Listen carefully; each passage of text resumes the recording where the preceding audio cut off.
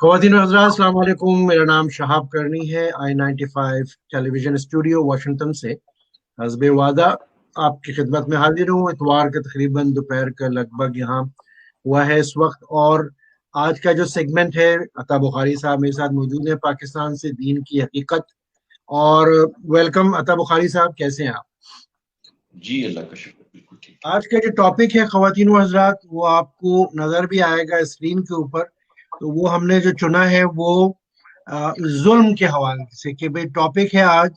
तो हमारे जो मेहमान हैं बुखारी साहब, वो जुल्म को एक्सप्लेन करेंगे और फिर हम उनसे सवालात जो है उस सिलसिले में पूछेंगे। ये स्क्रीन पे आपको नजर आ रहा है फुल शॉट में आपको ये।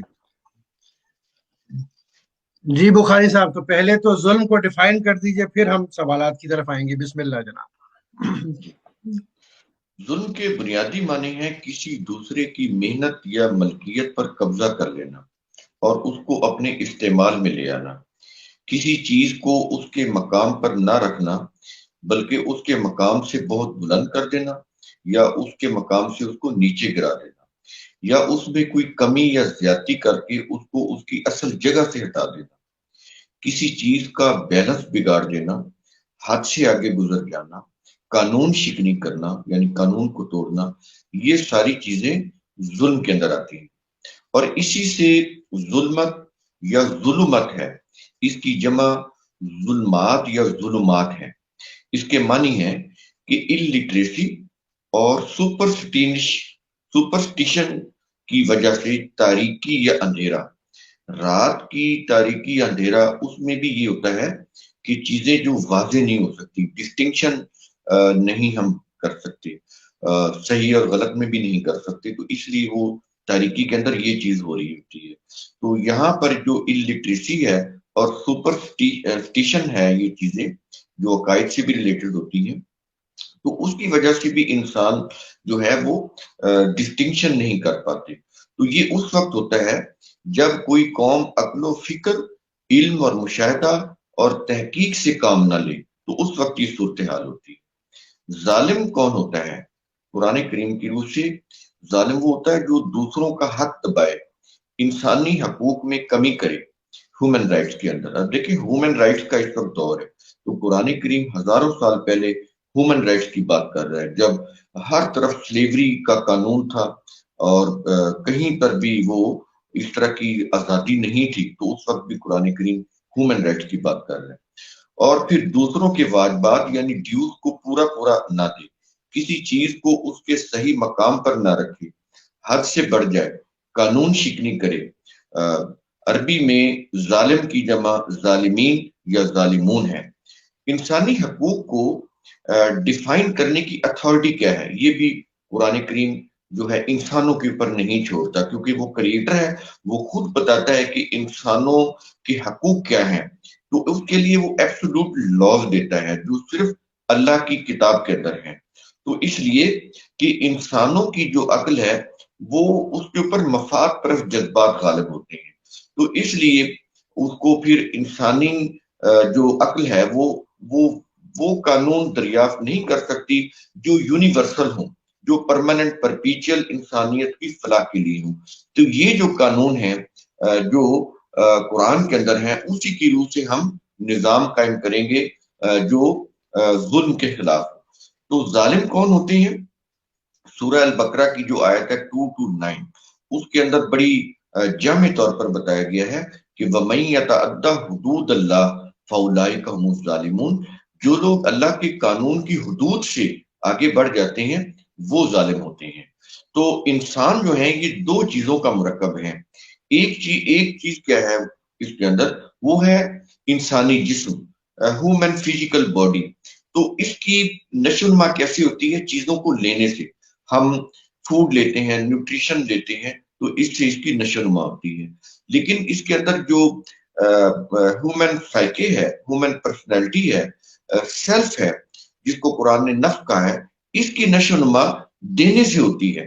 यानी मुआशरे के अंदर जो जरूरतमंद अफराद हैं उनके लिए अपना माल जो है, मालो दौलत खुला रखा जाए, उन जरूरतमंदों को दिया जाए, ताकि उनके अंदर जो गॉड गिफ्टेड सलाहितें हैं वो उसको काम में लाकर मुआशरे के अंदर वो अपनी आउटपुट दे सकें और معاشرے کے اندر وہ پروڈکٹیو افراد بن سکیں. تو یہ چیزیں ایک دوسرے کے ساتھ کس طرح سے انٹر لنک ہیں. تو اگر یہ چیز نہ ہو تو پھر اس معاشرے کے اندر ظلم جو ہے وہ پریویل ہو جاتا ہے.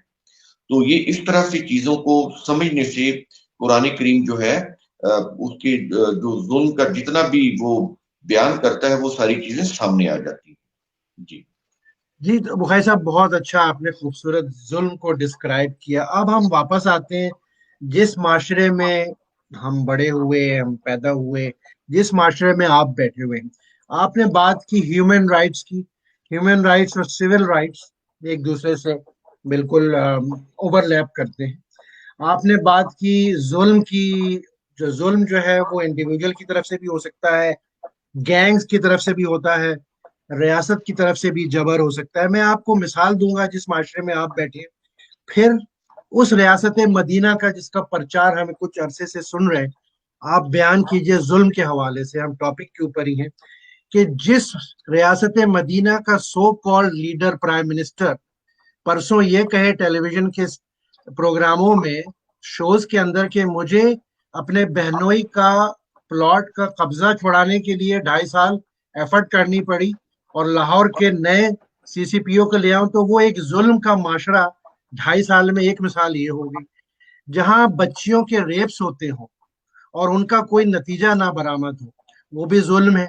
جہاں ایک صوبے کا آئی جی پولیس اغوا کر لیا جاتا ہو، سول رائٹس آ گئے، ہیومن رائٹس، بیسک ڈیسنسی آ گئی ہیومن رائٹس کی.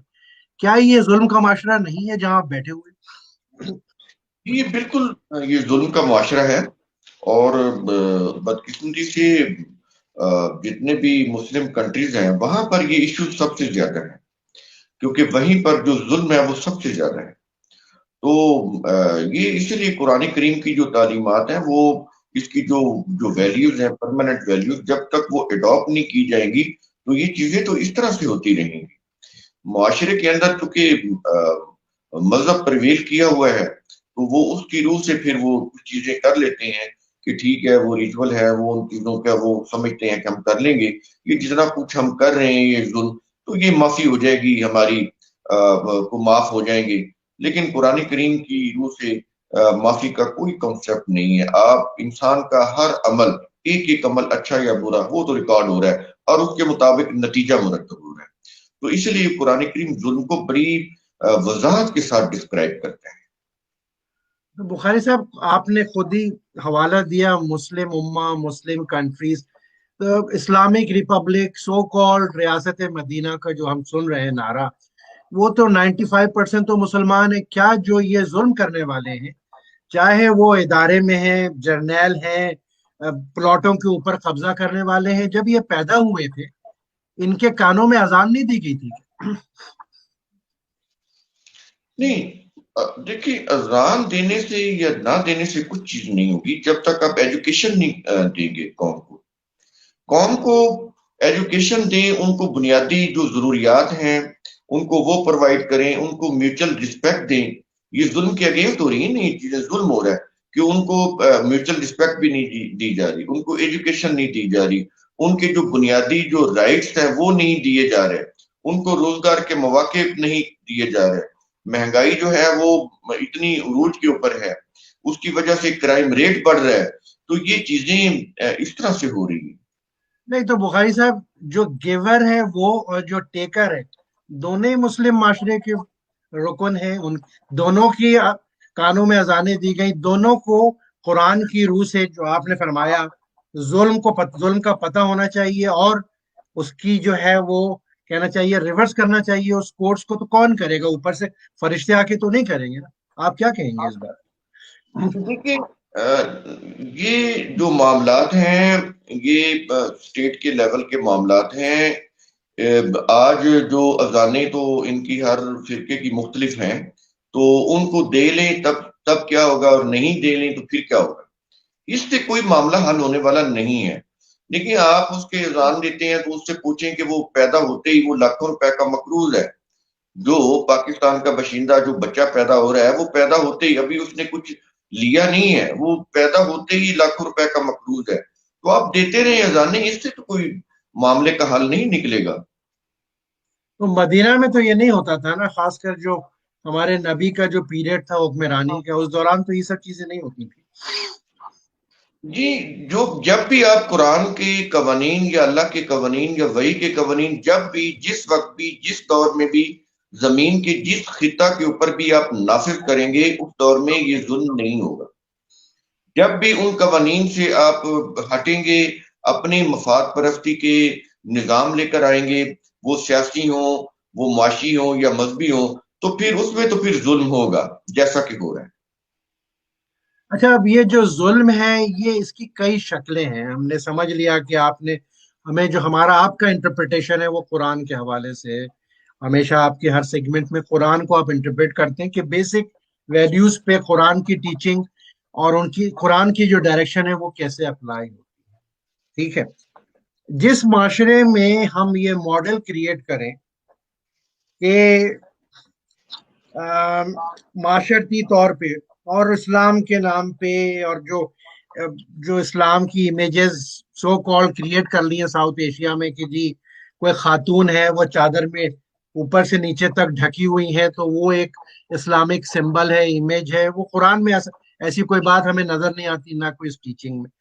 اب ان رشتوں کے حوالے سے، اس سمبل کے حوالے سے جب ہمارا معاشرہ یہ دیکھتا ہے کہ ہمارے بڑے بڑے لیڈران جو ہیں اپنی ازواجی زندگی میں کیا ماڈل کریٹ کر رہے ہیں ان خواتین کے ساتھ، تو وہ ایک ظلم نہیں ہے کیا اس معاشرے میں؟ جی بالکل ظلم ہے. جب میں نے تو آپ کو یہ چیز کہی ہے کہ جب بھی آپ جو جو جو انسانیت دیکھیں، قرآن کریم کی جتنی بھی ویلیوز ہیں یا پرنسپلز ہیں یا قوانین ہیں، وہ آدمی کو انسان بنانے کے لیے ہیں. تو اگر ہم ان کو بائی پاس کر کے اپنی مرضی کے کوئی عقائد یا اس طرح کے مذہب کی چیزیں لے کر آئیں گے، اس میں تو پھر یہ ایسی چیزیں ہوں گی. اس میں وہ جیسے ان کی انٹرپریٹیشن ہے کہ مرد جو ہے وہ قوامون میں آ جاتے ہیں، وہ ان کو مار بھی سکتے ہیں. پھر آگے ان کی ڈیٹیل بھی آئے گی کہ وہ اس طرح ماریں کہ بس ان کی ہڈی نہیں ٹوٹنی چاہیے. تو یہ یا وہ ایسے ان کو شکل کاک بنا دیا جائے، کسی معاملے میں ان کو اتھورائز نہ بنایا جائے. تو یہ دیکھیں، یہ معاشرہ کر رہا ہے، مذہب کر رہا ہے. قرآن کریم نے تو صاف کہا ہے کہ جس مٹی سے ہم نے مردوں کو بنایا ہے، اسی مٹی سے ہم نے عورتوں کو بھی بنایا ہے. تو اس میں کہتا ہے کہ اس میں کوئی فرق نہیں ہے. تو یہ فرق تو ہمارے معاشرے نے پیدا کیا ہے. معاشرہ جو ہے وہ خاص طور پہ یہ جو سو کالڈ مسلم کنٹریز ہیں، اس میں مردوں کا معاشرہ جو ہے وہ ڈومیننٹ ہے. اس میں خواتین کو جو ہے ابھی تک وہ صحیح جو ایک جو قرآن کی روح سے جو اتھارٹی یا آزادی ہونی چاہیے وہ نہیں ہے. اگر کچھ طبقوں میں ہے تو وہ بالکل ہی غلط معنوں میں ہے، یعنی اس میں بھی بیلنس نہیں ہے. یہ بھی ظلم کی ایک شکل ہے کہ اگر کچھ طبقوں میں یا کچھ فیملیز میں ایلٹ کلاس میں خواتین کو کوئی آزادی حاصل ہے تو وہ بالکل ہی بیلنس میں نہیں ہے، اور جہاں پر ہے تو بالکل ہی نہیں ہے. وہاں پر جبر ہے، تشدد ہے، مارا پیٹا جاتا ہے. یعنی ہمارے معاشرے کے اندر بیلنس ہی نہیں ہے، یعنی ظلم ہے. یہ بھی ظلم کی ایک شکل ہے. بخیر صاحب، میں ظلم کے اوپر ہی ہوں کہ بچوں کو نفسیاتی طور پہ ہرٹ کرنا، کیا وہ ظلم نہیں ہے؟ ان کی پرائڈ کو، ان کی عزت نفس کو مجروح کرنا، کیا وہ ظلم نہیں ہے؟ جی بالکل ظلم ہے. ظلم ہے نا. تو بالکل. جب ہمارے معاشرے میں لیڈران پانچ پانچ بچوں کی نانیوں سے شادیوں کی سواپنگ کریں گے اور ان کے بچوں کی پرائڈ کو ہرٹ کریں گے، یہ کیا ماڈل ہے؟ کیا یہ ظلم نہیں ہے؟ دیکھیں، یہ پرسنل میٹر میں ہے. یہ تو دیکھیں سب لوگوں کو پتا ہے کہ کون سی چیزیں جو ہیں وہ معاشرے میں اچھی سمجھی جا سکتی ہیں اور کون سی چیزیں جو ہیں وہ معاشرے میں اچھی نہیں سمجھی جا سکتی. یہ اس کا سینس تو ہر انسان کو ہے معاشرے کے اندر. تو یہ تو انسانوں کو خود سوچنا چاہیے. یہ ظلم ہے نا. جی میں یہ کہہ رہا ہوں کہ شادی کرنا کوئی برائی نہیں ہے، لیکن دیکھا جائے گا کہ کس سٹیج میں کس انداز سے. تو یہ تو انسان خود سمجھ سکتا ہے کہ یہ اچھی چیز ہے یا بری چیز ہے. شادی بذات خود کی بات نہیں ہو رہی، یعنی کس وقت کس سے کرنی ہے یہ انسان سمجھ سکتا ہے اس کو اچھا یا برا. کہہ رہے ہیں انگریزی میں کہتے ہیں دا وے یو ڈو تھنگس. ٹھیک ہے جی نا. تو اب یہ بتائیے کہ جس معاشرے میں آپ رہ رہے ہیں، میں اسلامک جمہوریہ، اسلامک ریپبلک آف پاکستان کی میں بات کر رہا ہوں، ہمیں اوپر سے نیچے تک میں نے مثالیں دے دی، بڑی تلخ حقیقتیں ہیں، لیکن جب تک بیماری کو بیماری ایکسیپٹ نہیں کریں گے، کینسر کو کینسر نہیں سمجھیں گے، ہم علاج کے لیے آگے نہیں جا سکتے۔ اسی لیے ہم ان سیگمنٹس میں تلخ باتیں لے کر آتے ہیں، تاکہ لوگوں کو سننا چاہیے۔ کچھ لوگوں کو ہضم نہیں ہوتی، وہ اس کو ڈیفینسو پہ چلے جاتے ہیں، لیکن یہ ایک کلیکٹیو ڈیزاسٹر ہے اس ہماری سوسائٹی کا، اس ملک کا۔ آپ یہ بتائیے، اوپر سے نیچے تک جو ایسا بوسیدہ معاشرہ جو اسلام کے نام پہ ہم پرچار کرتے ہیں، اس کو ریورس کرنے کے لیے، کریکٹ کرنے کے لیے کیا سولوشنز ہیں بخاری صاحب؟ اور میں ظلم کے دائرے کی بات کر رہا ہوں۔ دیکھیے نا، یہ بھی تو ظلم ہے نا کہ جو ویلیوز اللہ تعالیٰ نے انسانوں کی فلاح کے لیے دی ہیں، ہم ان کے اوپر آ ہی نہیں رہے۔ ہم ان ویلیوز کو بالکل ابینڈن کیے ہوئے ہیں۔ جو پرنسپل، جو انجنکشن قرآن کے ہیں، ہم نے بالکل ان کو سیٹ اسائڈ کیا ہوا ہے، ایک طرف رکھا ہوا ہے۔ ہم نے اپنی وہ مذاہب یا اپنے مسالک کی روح سے اپنا جو وہ چلا رہے ہیں، عقائد کی روح سے وہ چیزیں چل رہی ہیں، تو اس کے اندر تو جو کریٹر ہے اس کے ضابطے تو کہیں بھی نہیں ہے، نہ سلیبس میں بھی نہیں ہے۔ یعنی آپ یہ دیکھیں کہ ہمیں جو سلیبس پڑھایا جا رہا ہے، وہ چاہے پاکستان سٹڈی کا ہو، چاہے وہ اسلامک سٹڈی کا ہو، دونوں کے اندر ہمیں وہ حقیقت نہیں پڑھائی جا رہی۔ تو یہ ریورس کیسے ہو سکتا ہے، اصلاح کیسے ہو سکتی ہے؟ انگریزی میں کہتے ہیں کریکٹیو میجرز، کہیں سے تو شروع ہوگا نا، تو آپ کیا سجیسٹ کریں گے؟ نہیں، وہ صحیح تو اسی طرح سے ہو سکتے ہیں، پہلے تو اپنی غلطی مانیں کہ یہ غلط ہے، اس کو چھوڑیں، اس کے بعد پھر آپ صحیح کام کی طرف آئیں، اپنا سلیبس صحیح بنائیں، اپنا سسٹم جو ہے وہ صحیح بنائیں، وہ پولیٹیکل ہو یا اکنامک سسٹم ہو، اس کو صحیح بنائیں۔ معاشرے کی گرومنگ کریں۔ بچوں کو رٹا لگوا رہے ہیں، لیکن بچوں کو کوئی سمجھ نہیں ہے۔ ایک ایم اے انگلش جو اسٹوڈنٹ ہے، جس نے ایم اے انگلش کیا ہوا ہے، وہ اس کو آپ کہیں کہ اس ٹاپک کے اوپر آپ لکھ دو، وہ لکھ نہیں سکتا، تو کیا فائدہ اس تعلیم کا؟ تو ہم نے تو ایک ہر چیز کا ایک خانہ پوری سی کی ہوئی ہے، ایک ڈنگ ٹپاؤ سا ہے ٹمپریری ہر چیز میں، کہ آج کا دن گزر جائے، کل جو ہے وہ دیکھی جائے گی۔ تو اس کو ہم نے قسمت پر، تقدیروں کے اوپر چھوڑا ہوا ہے۔ تو یہ اس طرح سے چیزیں ہو رہی ہیں، اس طرح قومیں اس طرح سے آگے نہیں بڑھتی۔ قوموں کے لیے تو پلاننگ کرنی پڑتی ہے، ان کی ہر پہلو سے پلاننگ کی جاتی ہے، ان کی گرومنگ کی جاتی ہے، ان کے اندر اچھی اخلاقیات جو ہیں وہ ڈیولپ کی جاتی ہیں گھر کی سطح کے اوپر۔ اب دیکھیں، یہاں پر اتنی مہنگائی ہوگی، اتنا جرائم ہوں گے، اتنے ہی ظاہر جرائم ہوں گے۔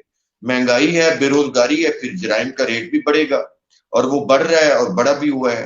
اور اس میں پھر دیکھیں سچ اور جھوٹ کی تمیز ختم ہو جاتی ہے۔ یعنی اب وہ لیول آ گیا ہے کہ جس میں ڈسٹنکشن ہی ختم ہوتی جا رہی ہے کہ صحیح کیا ہے اور غلط کیا ہے۔ ہر بندہ یہ چاہتا ہے کہ اوور دا نائٹ میں امیر ہو جاؤں، وہ چاہے ڈکیٹی کر کے یا کرپشن کر کے یا اختیارات کا ناجائز فائدہ اٹھا کے۔ یہ ساری ظلم کی شکلیں تو ہیں۔ اچھا، دوسرا جو ظلم کا ایک اور فیکٹر ہے، پاکستان کے حوالے سے کہوں گا، بنگلہ دیش بھی ہے، ہندوستان بھی، ساؤتھ ایشیا، کہ ہمارا جو ایک انسٹیٹیوشن بنا، صحیح یا غلط، وہ بنا ملا کا انسٹیٹیوشن بنا، حالانکہ نہیں بننا چاہیے تھا۔ اور وہ مدرسوں میں جو ظلم ہوتے ہیں بچوں کے ساتھ، بچیوں کے ساتھ، اور جو واقعات میڈیا میں آ رہے ہیں آج کل، سوشل میڈیا میں آ رہے ہیں، وہ بھی ایک ظلم کی شکل ہے۔ ان ان امیجز کے ساتھ، ان خبروں کے ساتھ، جو واقعی ظلمی ہے، کیا لوگ مذہب سے دور نہیں ہوتے چلے جائیں گے؟ جی، میں جہاں تک میں سمجھتا ہوں کہ دیکھیں، جو معاشرہ جتنی گھٹن پیدا ہو چکی ہے، ہمارے ہاں بات کرنے کی اجازت نہیں ہے۔ اگر آپ بات کریں گے تو بین ہو جائے گا سب، یا آپ کو کل کر دے گا، مرڈر کر دے گا۔ تو ایکسٹریمزم بہت زیادہ ہے، بات اتنی گھٹن ہے کہ آپ بات بھی نہیں کر سکتے۔ اس میں پھر کیا ہوتا ہے، کچھ لوگ تو بالکل پھر مذہب کی طرف ہی اور مزید چلے جاتے ہیں۔ یعنی ان کے ذہنوں میں ہوتا ہے کہ ہماری قسمت میں ایسا لکھا ہوا ہے، تو چلو جی اللہ مالک ہے، دیکھا جائے گا جو ہوگا۔ تو لیکن بہت کم لوگ ہوتے ہیں جو پھر اس کے مذہب کے خلاف بھی ہو جاتے ہیں۔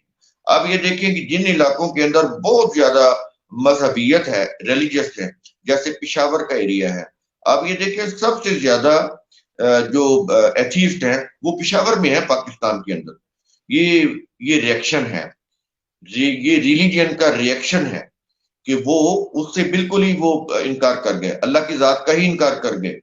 تو یہ بھی ایک ظلم کی قسم ہے کہ ہم نے اس طرح سے وہ مذہبی عقائد اور اس کا تشدد اور جبر اتنا زیادہ ہے کہ آپ بات ہی نہیں کر سکتے، کسی کی کتھارسس ہی نہیں ہو سکتی.